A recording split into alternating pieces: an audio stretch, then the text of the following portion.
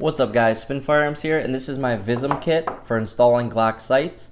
Just know in advance that if you are messing with Glock sights, OEM sights, there's a good chance they will ruin when you put your new ones on. Now this is going to be a little hard to demonstrate because I don't have any new sights that I want to put on. I have everything sighted in and in the perfect spot. You will also need this tool, which is a Glock front sight tool. I mean, it costs like $4 or whatever for your front sight. This is going to be for your rear sight. Basically, you're going to take your slide, remove your barrel and guide rod, and you're going to go ahead and just take your slide and put it through.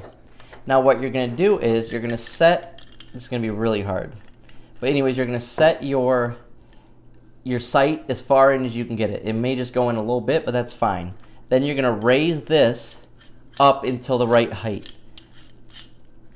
And what you want is, let me set it first and then I'll show you.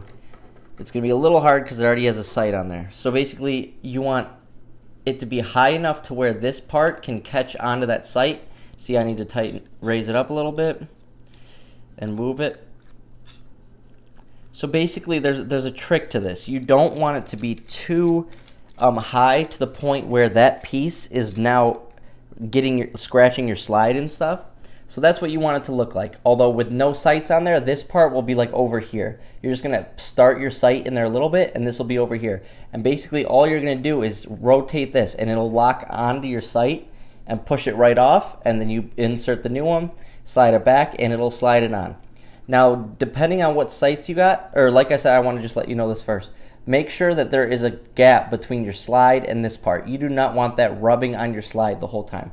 That is a very important part. Also, this front part, you want to make sure it's clamped all the way down. You want to make sure your slide is going nowhere like here. You can shake it, do all that, it's going nowhere. You want it at the perfect height, just a little gap. You want it to catch a lower part of your sight, but also not scratch your slide. And then basically, you're just going to knock that one off by doing this. And this comes with a little handle, but I use a screwdriver, and I put it in here, and then I rotate it. It makes it a little easier with a bigger handle. And then you're just going to slide your new one on. Now, some people use JD Weld or JB Weld. I do use that, but not on every sight. If my sight comes loose, I will put it on there. I haven't had to do it with these. These are metal Glock OEM night sights, not the polymer ones. But anyways, that's very simple. And now, so basically, once you have this tool, that is the cheat code to changing Glock sights. Once you have this Vism tool, they're like $50 on eBay. You can basically find them anywhere, and there's other great brands too. Now for the front sight's even easier. Basically, you're going to see that there's that little like nut right there, a little screw. And basically you're just going to lock your little piece on. And what I noticed is a lot of times it feels like it's on when it's really not. So just double check that it's on there and don't over tight. Do not over tight it. And you sort of just want to hold it in one place and make sure that it's on there. And then you'll know if it's too tight or not by being able to wiggle it or not.